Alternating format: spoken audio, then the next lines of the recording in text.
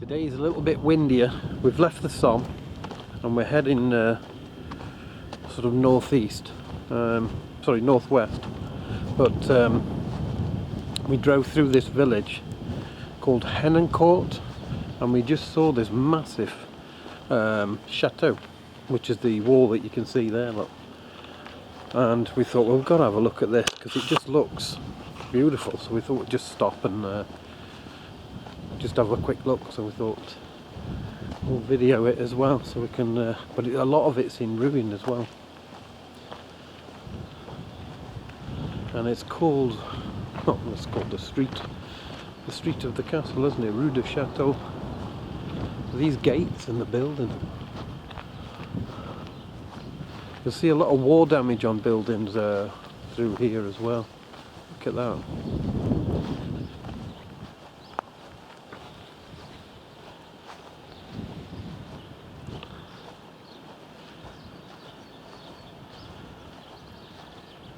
Oh, that's stunning.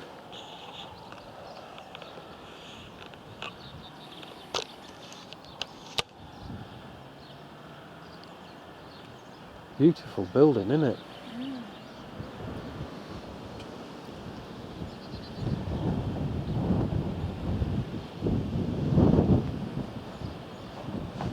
Oh, look at this wall.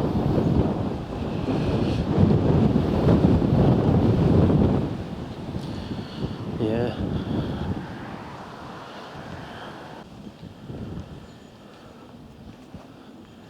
That's very likely an impact there.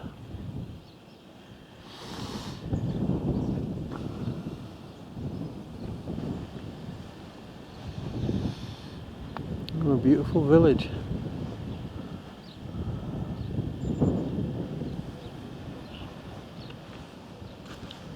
Just as we pulled out of the village, where the castle is, this is the road where we're headed now. But we saw this on the corner, and there you have it, a big pillbox. Look.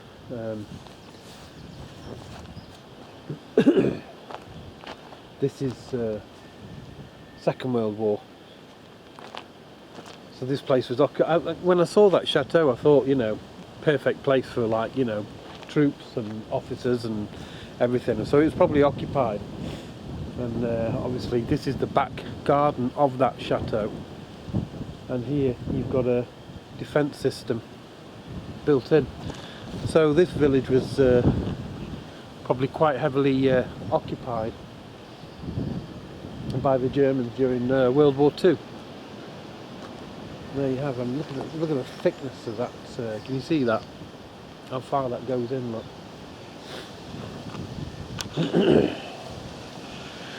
And what I'll do is I'll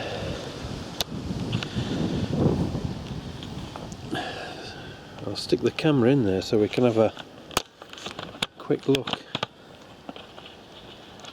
There'll be nothing in there, but my point is look how pristine the brickwork is still. Even after all of these years, look how pristine it is. Look.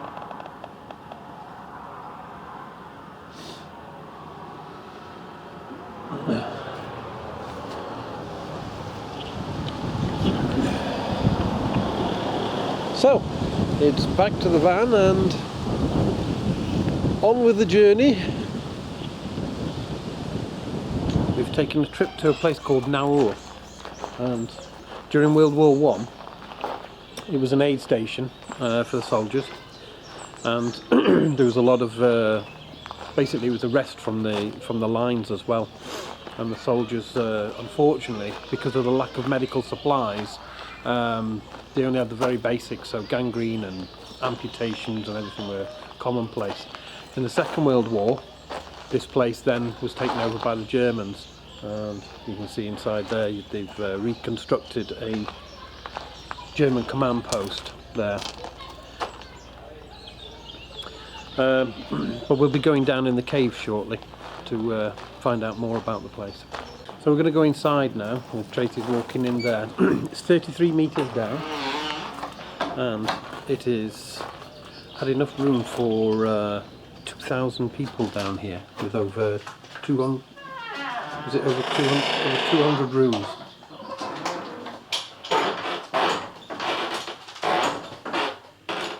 And they couldn't put a proper door on. Bless. And it was built in the 3rd century. But this stairway here, I'll spin it round now. That stairway was put in by the Germans during the Second World War. Number 4. So we shall venture down. Now step into this room. Around you, look at the composition of the walls. Chalk is built up in layers of about 1.2 metres high.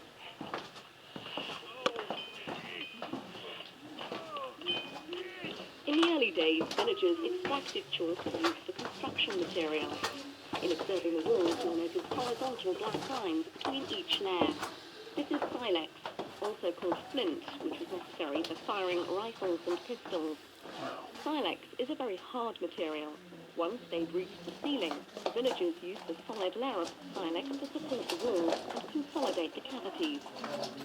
One room could hold an entire family. To avoid the humidity inside, the household lived on straw mattresses placed on wood panelling. An oil lamp called a sachet lighted the room. There was even a door to close this temporary dwelling. Now please exit this room and take a few steps to your left to reach number 5. Amazing, isn't it? Well, it said number 4 back there. I came through the doorway. Yeah, that's why I pressed the button. Yeah, number 4 this way as well. Yeah, you could be right, Tracy. Wow, number 7. Look at that, the scene there. That's wood. So I imagine this might have been some kind of store. Yeah, look, it was gated.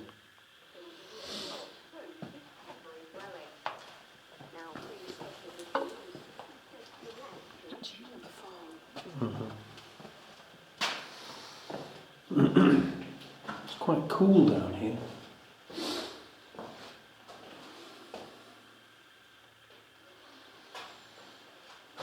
Amazing. You see all the little marks. Oh, look.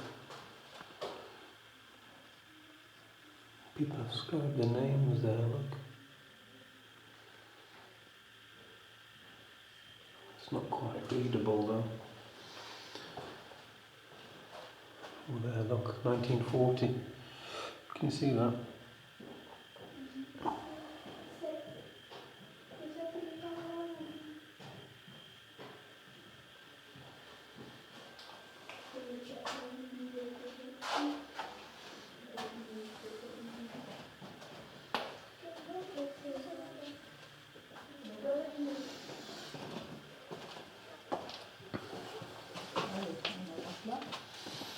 What?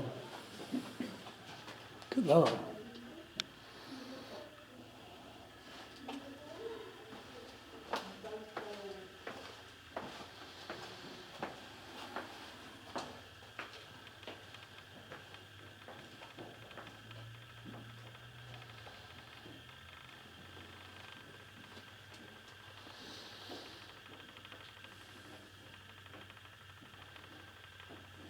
I'm not sure what that was.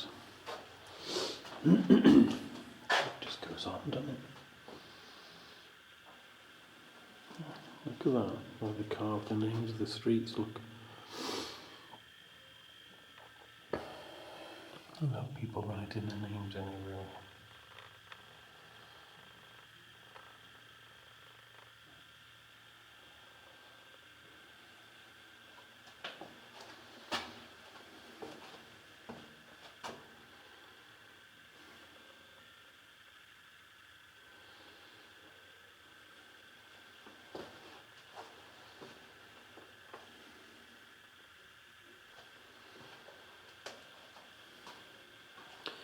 Amazing.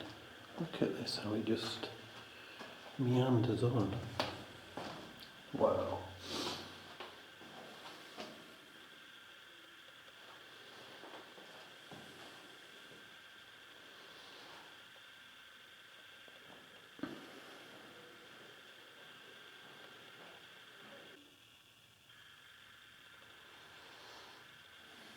You seen that? That's right in there, but it says 1892 on it. Oh, 6th of either July or something, 1892.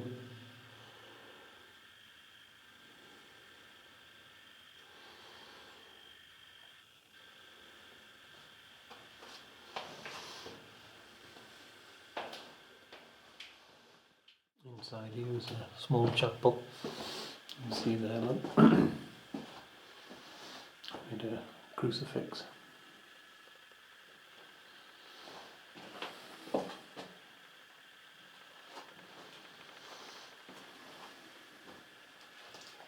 Imagine how old that wood is.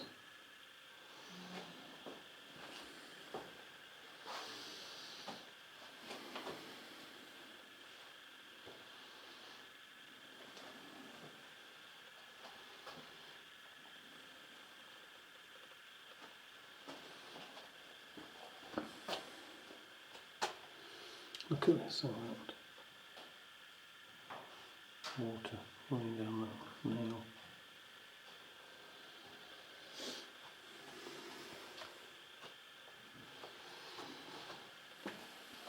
And Flint is there, look, sweating.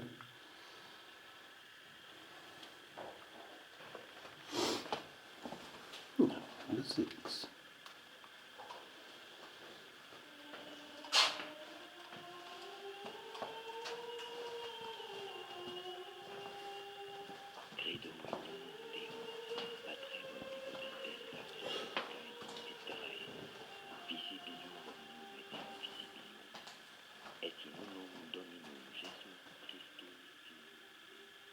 You are now in the chapel. Please enter to your right. This area welcomed villagers for religious services, but not only that. More than 400 people could wait here, torn between fear and hope, while the enemy laid waste to the village. This chapel was an intensely emotional place for the villagers. Here, they shared their sorrows and their joys too. Look at the chapel's architecture. It's composed of 3 rooms supported by pillars. You're in the central nave, and here there are 2 other openings that serve as lateral naves. Notice the rooms are not constructed in a staggered arrangement here, as is the case for the other rooms in the underground city, but one in front of the other. The pillars themselves help diffuse sound, allowing the faithful to follow religious services. Now walk towards the altar near the statue. On the wall in front of you, you can see 2 figures, the Alpha and the Omega, the 2 letters signifying the beginning and the end of the Greek alphabet. The Alpha and Omega were used in the catacombs from the times of the first Christian martyrs as symbols of the beginning and the end. They're reproduced here in this chapel to symbolize the temporary nature of human existence, life and death. After discovering the chapel, please exit and turn left. By following the arrows, you'll arrive at station 7 in a very high room. Very high room. Number 7. Yeah. Wow, look at that. It just goes on, doesn't it? Yeah.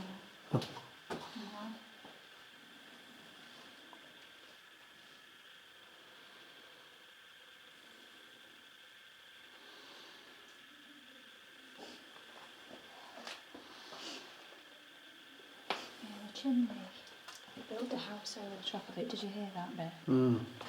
So that when the smoke ran out, It just from the looks, chimney yeah, it just from looks the like a house. normal house, doesn't it? Yeah. It's very clever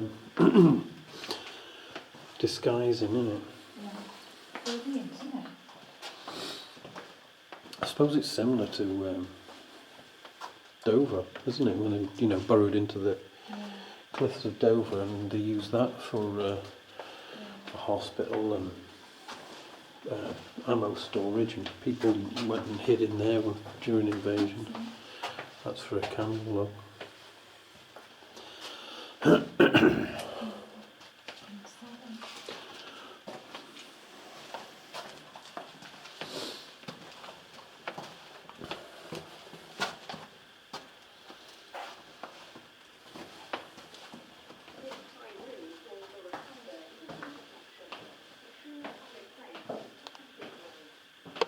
This high room, called the Rotunda, is an intersection, a true public place. It's a passageway. Now look up to the wooden ceiling spanning the room. This element's presence is unusual in the city. There are a few explanations. In the 19th century, a cave-in occurred here. It took nearly 4 years for the villagers to clear away the 4,000 cubic meters of debris. At the end of the renovations, the ground was cleared, but the subterranean paths were open to the sky. In order to keep them hidden, the villagers constructed an artificial building in the form of a chapel.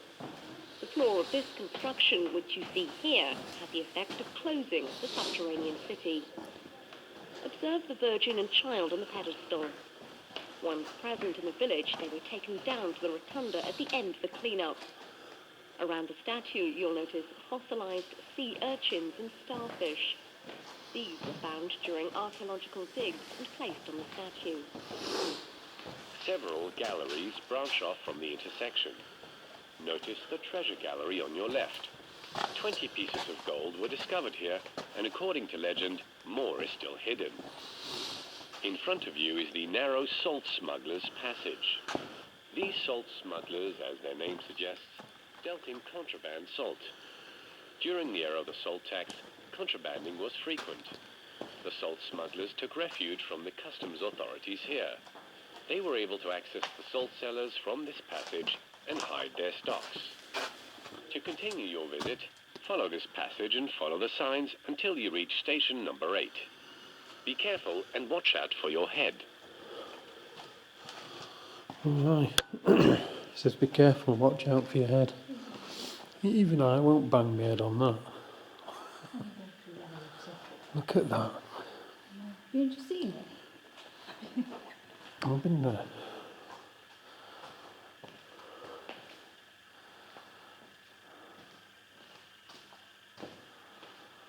Incredible.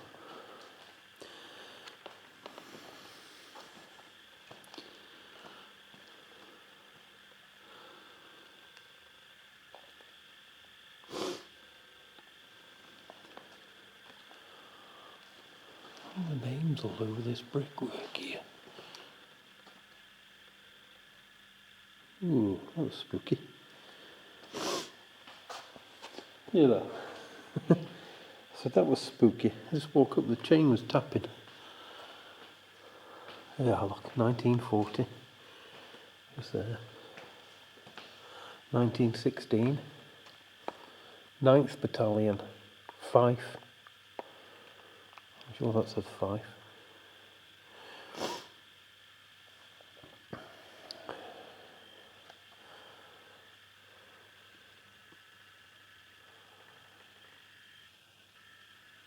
$1920.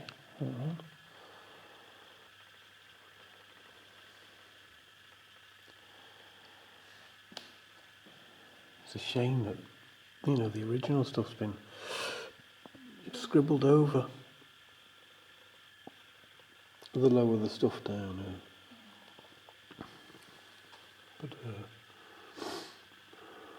up there you've got 1921, haven't you?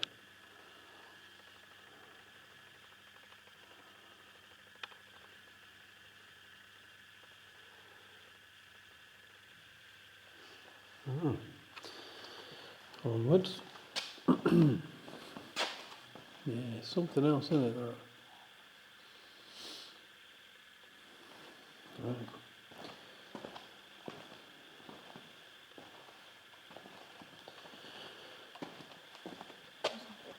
Yeah, look at it, the walls are absolutely plastered with, new and old graffiti now, isn't it?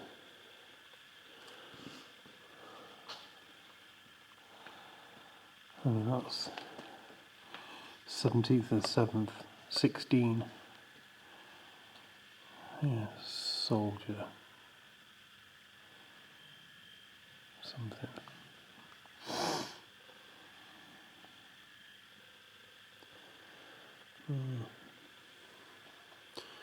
Right. Do we press the button now, do we, for the number 8, or do we just... Well, that's narrow. Oh, yeah. The room in which you're now standing is called the Festival Room.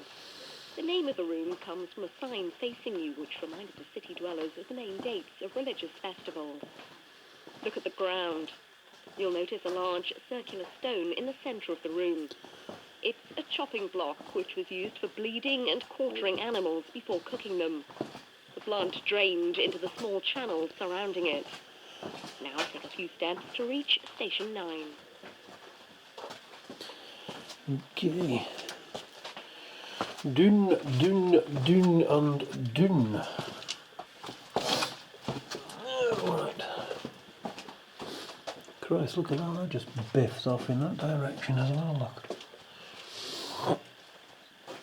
Ah, this is that room. Oh, there's that stone, look. This is where they used to blood their... yeah. Tablet of Faith. 1882. Yeah.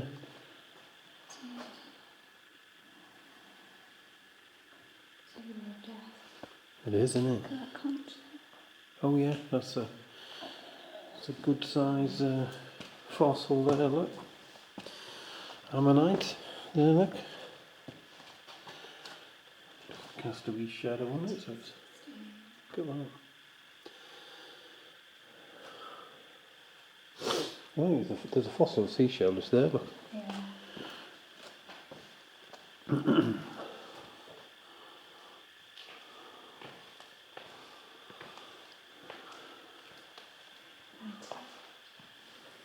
Not 12.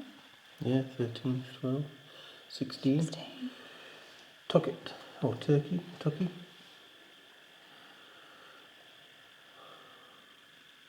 Australia.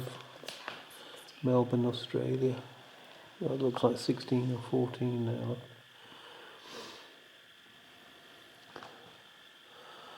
So, DGR, Henderson, Melbourne, Australia, Newcastle, England, HML, Adelaide,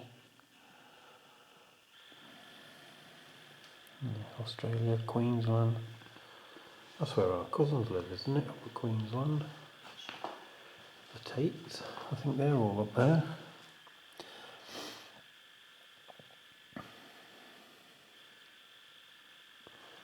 Oh, Murray, Melbourne, 26th of the 7th, 1916. Wow.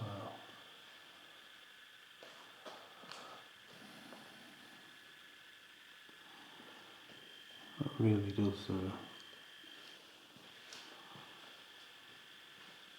26th of the 7th, 1916. Fred Stevens. Looks like, well, it's Australia, but I can't leave the bottom bit.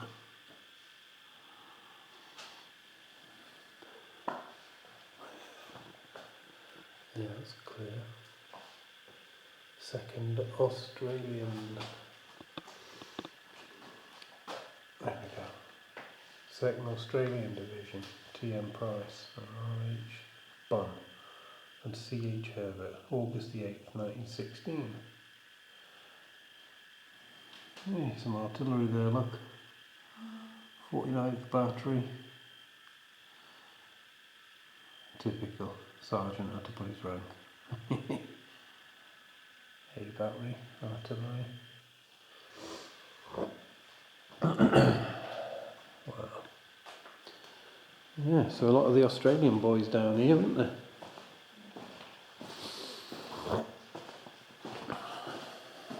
So the enormity of this place, look at that, just... Well, we're going that way anyway, so...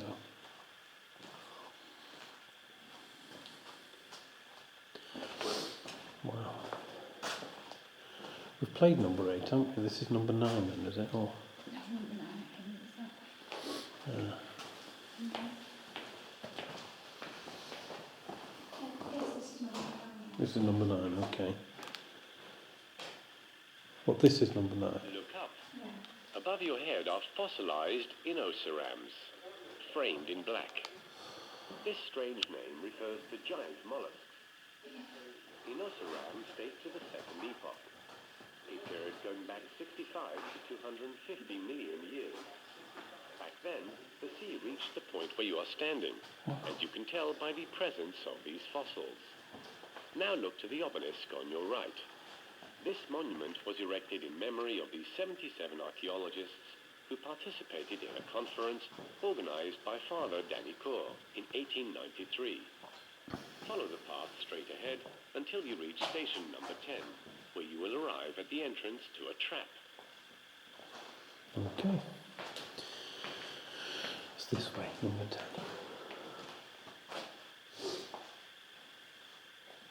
This is just snidered in names again, isn't it? Look at that. That was 1912, so that's the year the Titanic went down, look.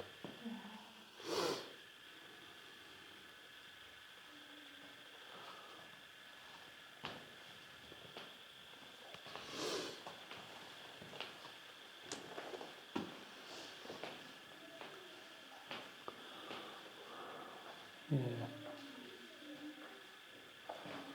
There's one there, look. 20 battery. H. Gator, 20 battery. 4th of the 3rd, 17.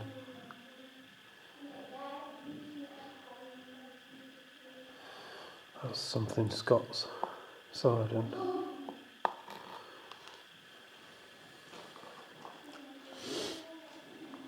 Amazing. And some of them put their number as well. Oh, G.V. Wilson. Essex. Wow.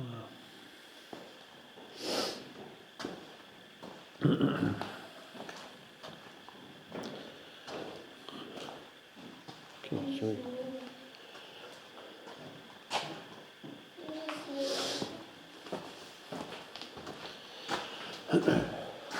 Oh yeah, number 10 this way, isn't it?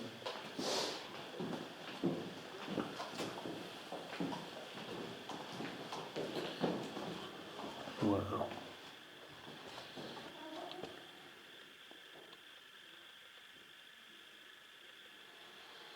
So it was used, wasn't it? Yeah, 1916.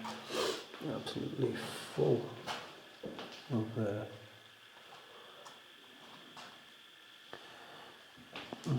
Dr. D.A. Campbell, RMA, June 11th, 1916.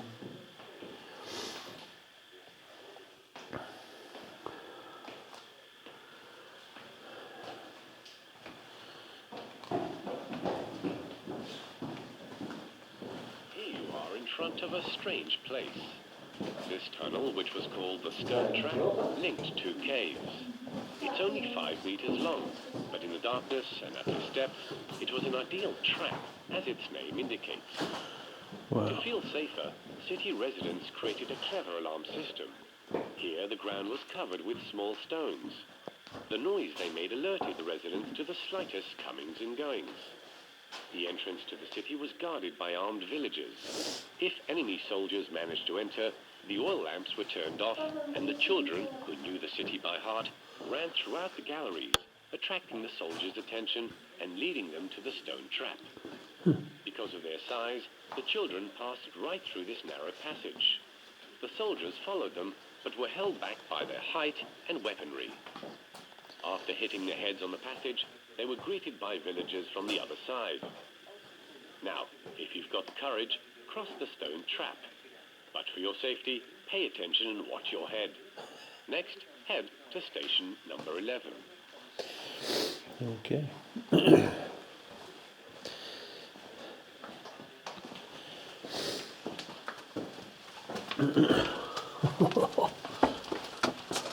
Wow.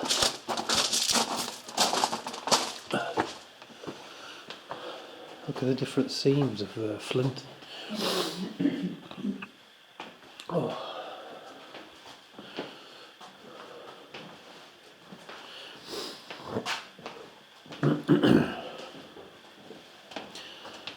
go on, does it? Yeah. This is something, isn't it?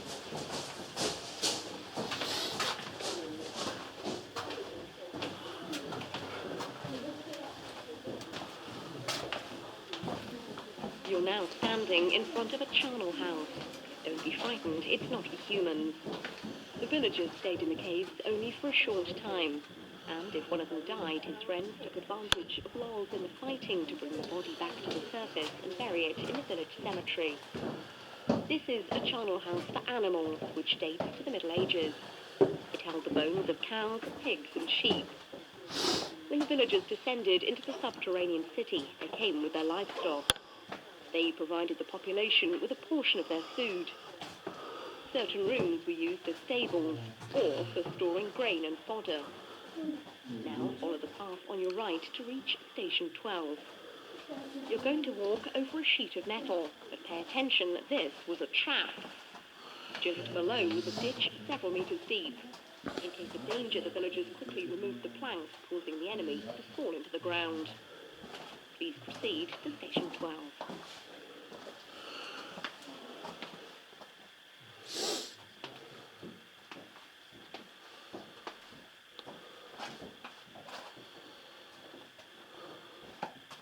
I wonder if that's a German name.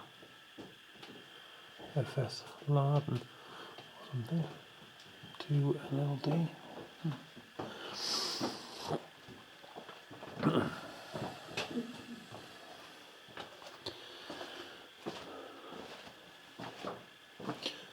Is this the metal plate, is it?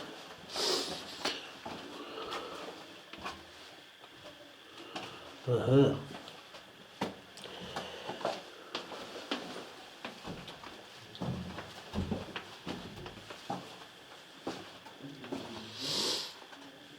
Oh, look at them. Bones. Cattle bones, isn't it? Have we? Been here before?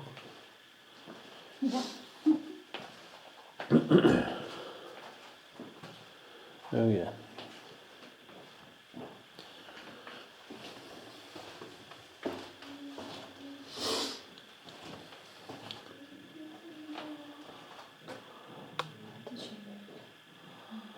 Oh look. Lay on the shaft.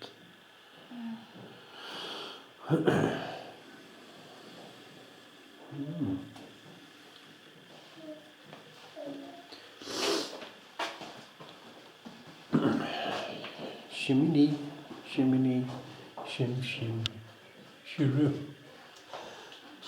Shimmy, yeah. Oh, that's a fair way, isn't it? Okay.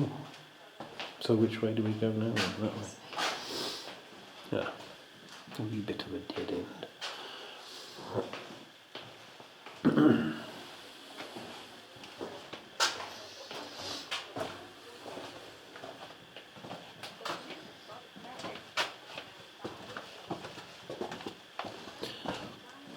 Yeah, everything's a bit the moisture. Imagine what it was like with loads of soldiers in here. You know, everybody breathing in and out. In fact, I bet it was probably a lot warmer.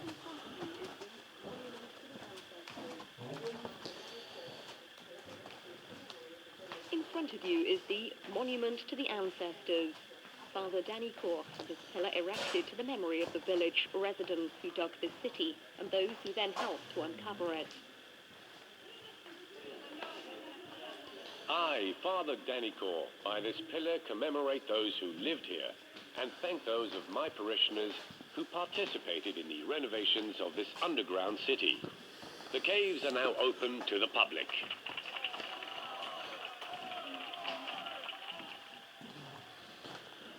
Village residents dedicated 2 hours of their daily labour to the ground clearing project.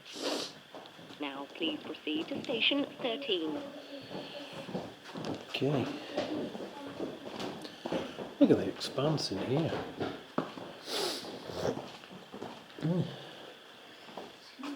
The sheepfold. Where they keep the sheeps. menagerie.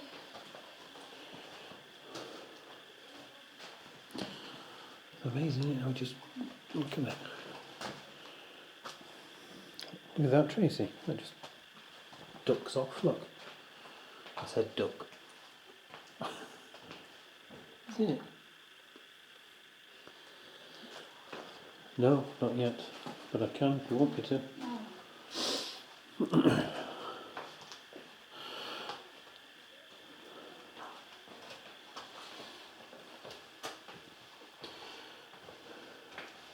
Seems to me it's just like a Do you press 13? candle in the wind. Did we press 13? On your right is a tunnel. Go ahead and walk inside. Look above you, and you'll see a fault in the center running all along the wall. It's been filled in with clay. Because of this clay, which covers the hill just above us, the city is waterproofed. As you're passing through, here's a puzzle for you. Try to find the names of the streets written on the walls. For example, you'll see Rue de Loup. These names correspond exactly to the streets running just above the village of Naours. This project was one of Father Danicour's undertakings. He wanted to create a kind of city map to help the villagers find their way around the caverns. Once you've finished looking around, exit, turn right, and proceed until you reach the cross at number 14. Wow, look at that.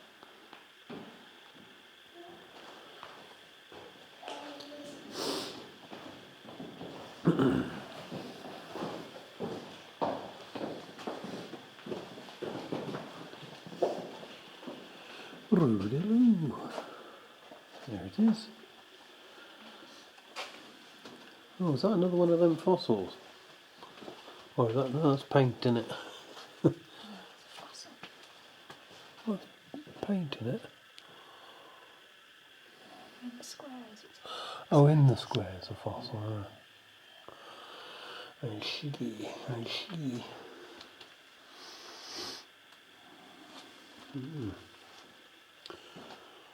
Who lives in a house like this? Eh? Yeah.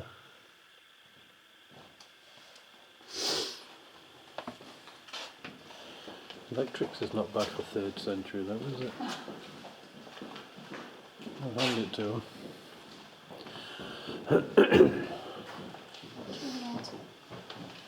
Aye. Heat.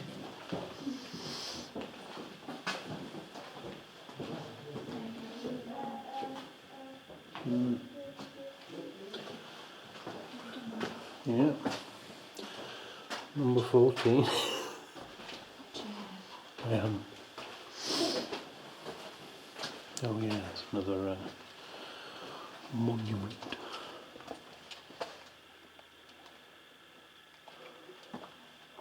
Here, you are standing in front of a cross. Notice the 2 flint gargoyles perched on the rock under the figure of Christ with their mouths open to the sky. They are a reminder that Father Danicour was a canon at the Cathedral of Amiens. Now, turn around. Where you now see a large cement wall in front of you was once the main entrance to the city. It was concealed by vegetation and guarded by armed men. This information is known thanks to the numerous pieces of crossbows and muzzle loaders found in this room during digs. This is where men, women, children and livestock entered.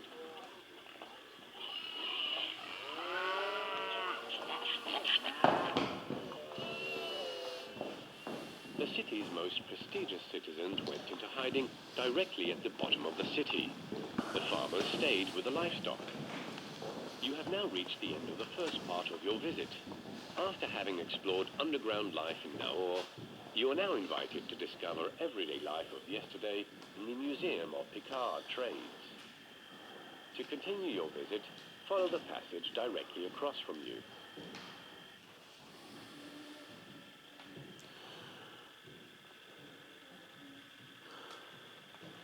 Oh, those are the gargoyles. There, I was looking, and that's them, isn't it? Oh, they made them out of flint, haven't they? Excellent. Well, it's been a great little tour, isn't it? I think it'll look even better when they get the carpets fitted. This is just a bit where it's showing the trades of the people. And there was a portier. And guess what he made?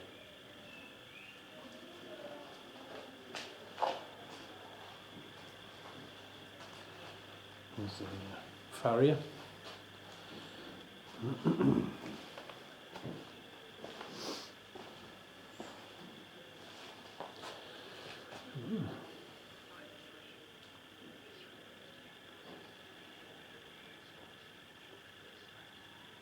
Listen to it, it's very interesting.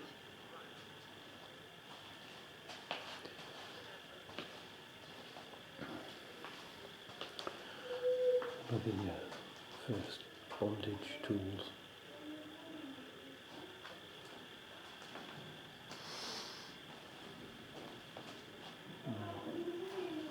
Flax. Weaving, isn't it? Saddler.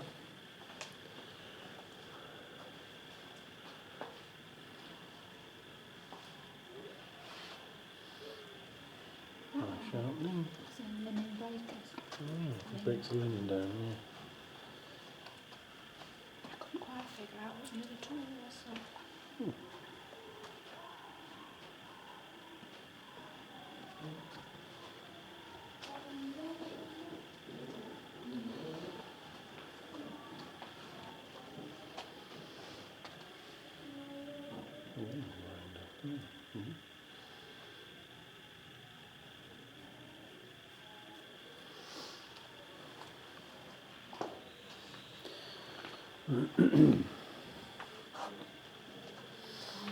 Sin bin.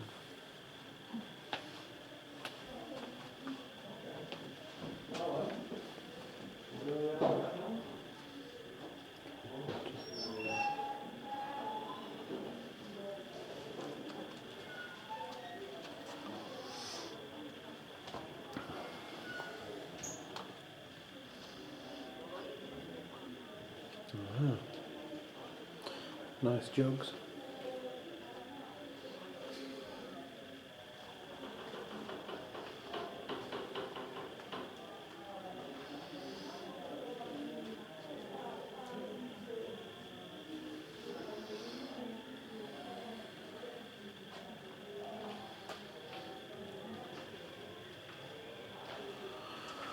Tendu du mouton.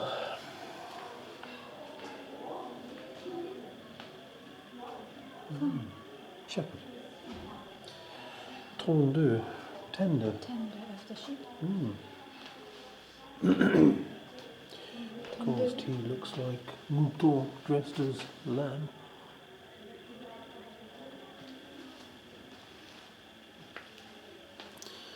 Very good.